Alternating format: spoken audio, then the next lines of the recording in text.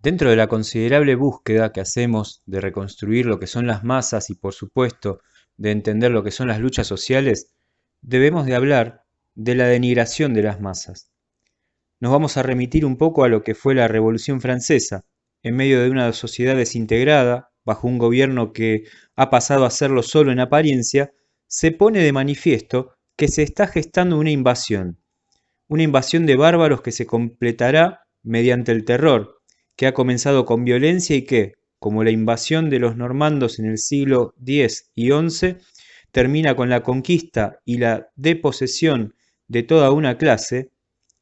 Esta es la obra de Versalles y París, y allí en París, y también en Versalles, algunos por su falta de previsión y su pasión, y otros por su ceguera e indecisión, los últimos por debilidad y los primeros por la violencia, todos se han esforzado por lograrlo. A partir de las teorías de la hipnosis, articularon el mecanismo de la irritación tan característico de los grupos. A partir de las teorías populares de la evolución, construyeron una jerarquía de la civilización humana, y de la medicina tomaron el modelo de la psicología anormal y las más contundentes metáforas del comportamiento de las masas. Las multitudes, como las describían los hombres franceses de fines del siglo XIX, se asemejaban a los alcohólicos o a las mujeres. Particular visión, escrita por Taine y retomada por Ernesto Laclau, el escritor de La razón populista, la manera en la cual se trata de identificar un movimiento de masas que se encuentra dentro de una sociedad totalmente desintegrada y que viene a construir un nuevo orden. Ante la alteridad de esto que significa justamente el nuevo orden, que tiene que ver con un cambio político, social y económico, por ende un cambio de paradigma, que viene a confluir justamente en una nueva mirada del otro. No tanto de la otra, como veníamos indicando mucho tiempo atrás, porque en realidad la construcción de los derechos del hombre y el ciudadano dejaban por fuera la construcción de los derechos de la mujer y la ciudadana.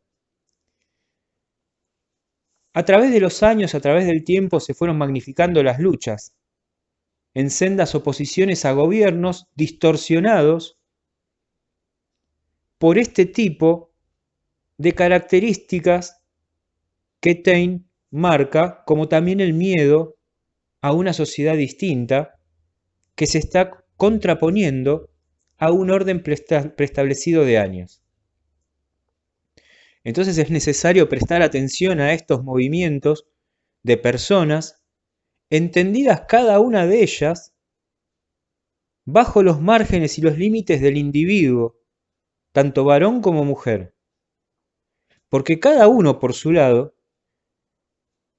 y a veces muchas en conjunto, van a pelear por derechos particulares.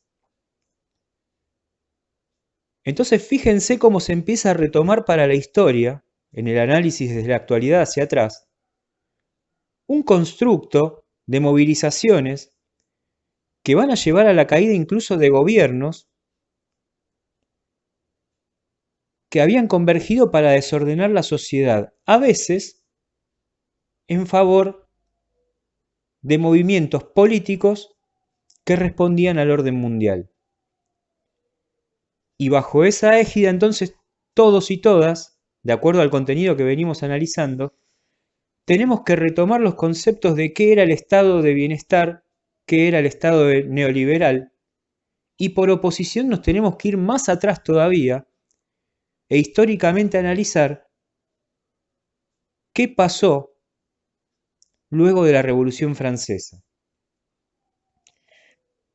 Es cierto que el orden del mundo se empezó a construir en base también a la participación de los ciudadanos y las ciudadanas de acuerdo a lo que les permitían poder participar.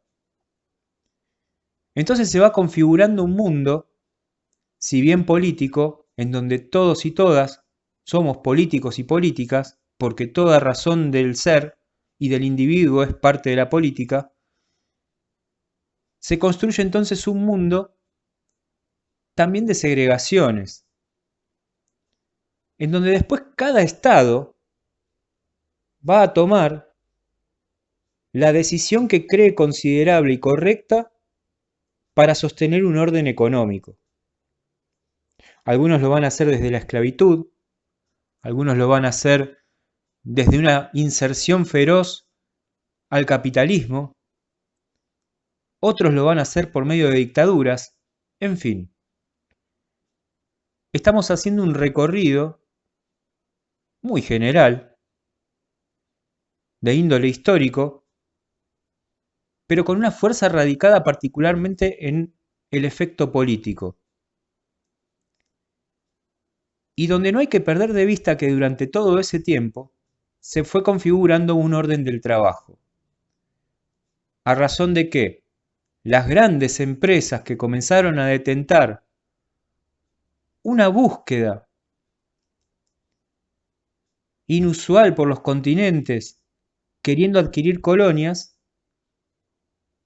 tanto de forma militar como de forma económica, de imposiciones, fueron solventando sus propias falencias y haciendo de esos recursos naturales su propiedad. Entonces, en beneficio de ese cuidado de la propiedad privada que surgía a finales del siglo XVIII, nos encontramos justamente con la contradicción necesaria para comprender el surgimiento de aquellos marginados y marginadas que empiezan a clamar por la equidad. ¿Qué es entonces la participación política? La participación política y la importancia dentro del funcionamiento de la democracia es necesario para tener presente justamente a qué hace referencia el término política. ¿Y qué es la política? La palabra política proviene, ya saben, del término griego polis, que era en la denominación de las ciudades en la antigua Grecia donde se dieron las primeras experiencias democráticas, además de indicar un espacio geográfico determinado. La expresión polis también hacía referencia al conjunto de ciudadanos que habitaban ese territorio y que participaban de las decisiones comunitarias y, por supuesto, no hay que olvidar, en los asuntos públicos.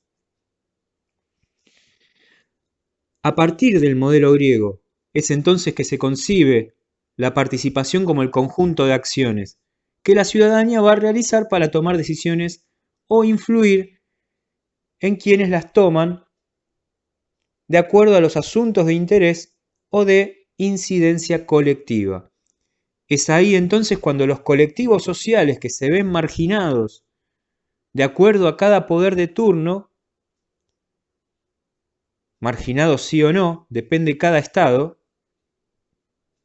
es ahí entonces donde surgen estas alianzas que se basan también en la necesidad.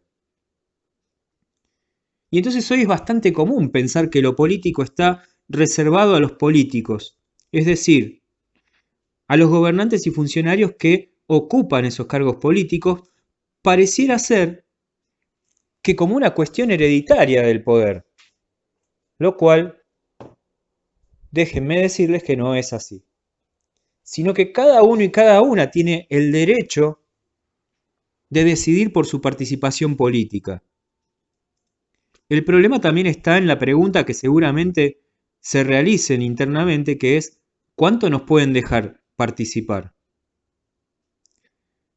Entonces surge esta representación en general de personas dedicadas a la política como profesión, que dedican toda su vida a veces iniciática desde un lugar en el cual pocas veces perciben alguna ganancia considerable como para sostener una familia, supongamos.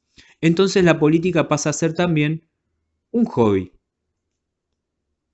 que ejerce también el poder de tomar decisiones comunes por medio del voto. Porque el voto no es restrictivo hoy en día. Hacia finales del siglo XX se registró un deterioro en la relación representantes y representados y nosotros de alguna manera la vivimos un poquito posterior en la Argentina con la crisis del 2001. Es así entonces que surgió un movimiento social que para nuestra contemporaneidad fue pocas veces visto. Y comienza en el mundo también una serie de movilizaciones político-sociales que claman por el bienestar colectivo. ¿Cómo podemos participar políticamente? Esta es la pregunta guía a la que hacemos referencias. Las formas de participación política dentro de una democracia son muchas y variadísimas.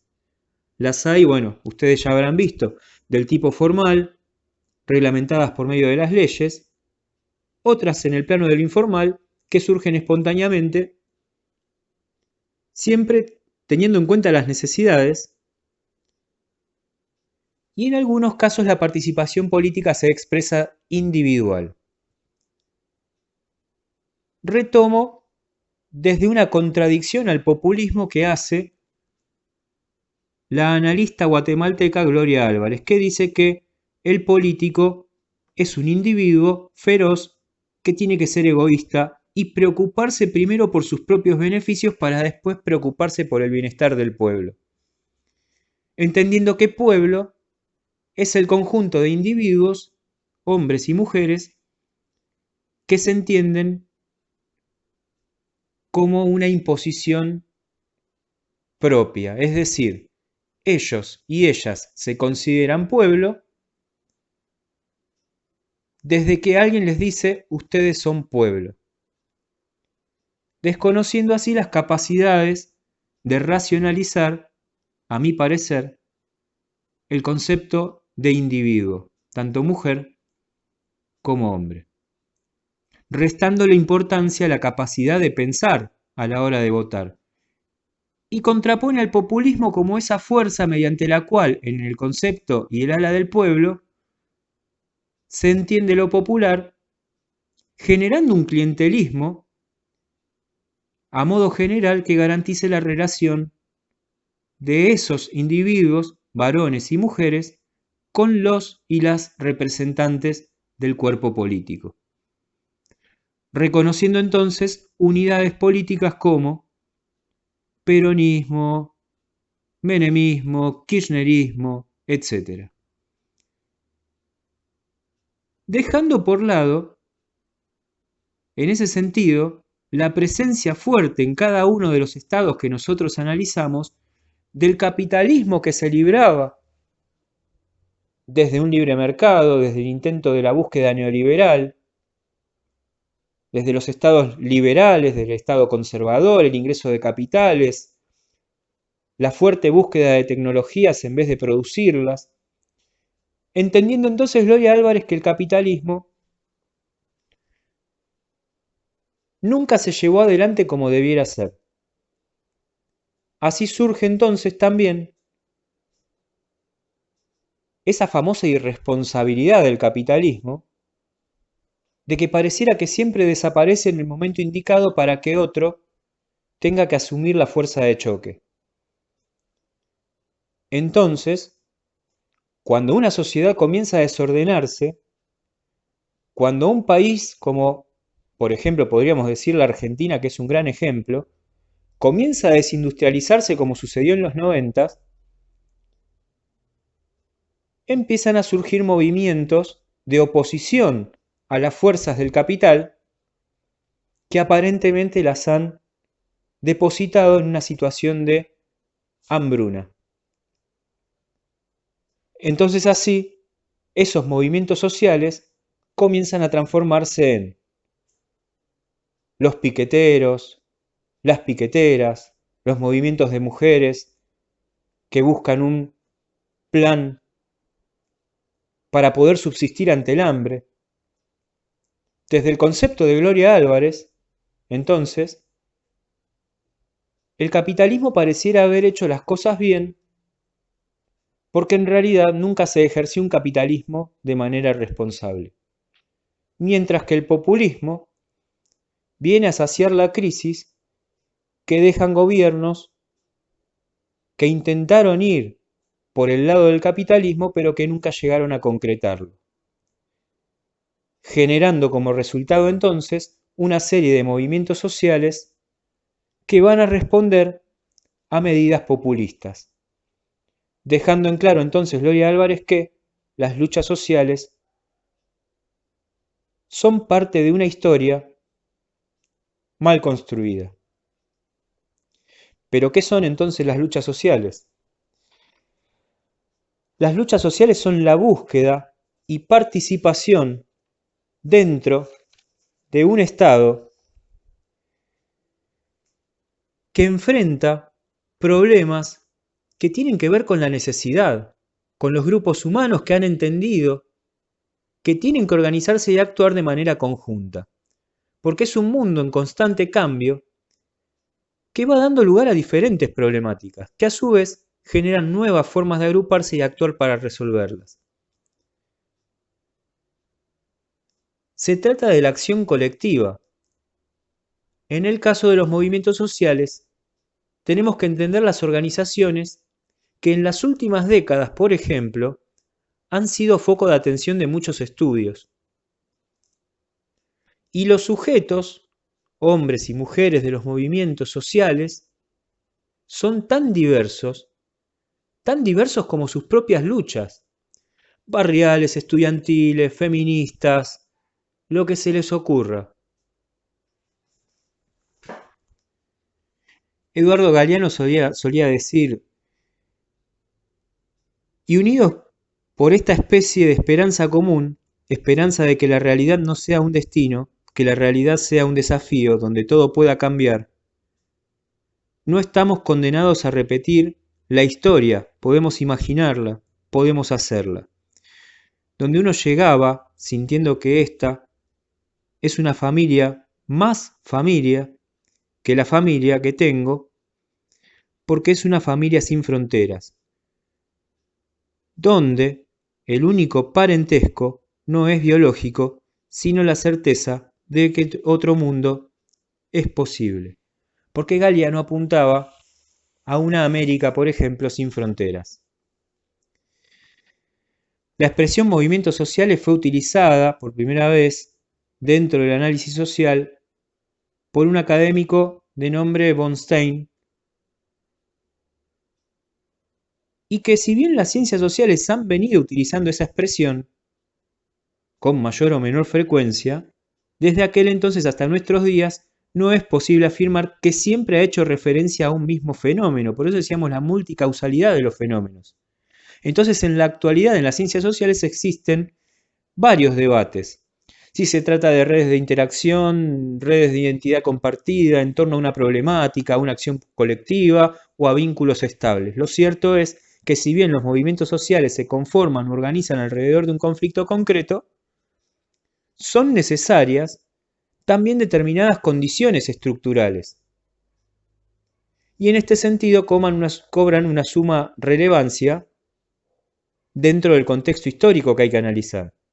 Porque no es lo mismo la reacción de un movimiento social ante la embestida del neoliberalismo que en los 90 generó un 20% de indigencia, casi parecido al que tuvimos en los años previos a este, que los movimientos sociales que pudieran haber surgido para reclamar por mayor participación política dentro del Estado conservador. Esa es la que muchos analistas denominan la nueva cuestión social,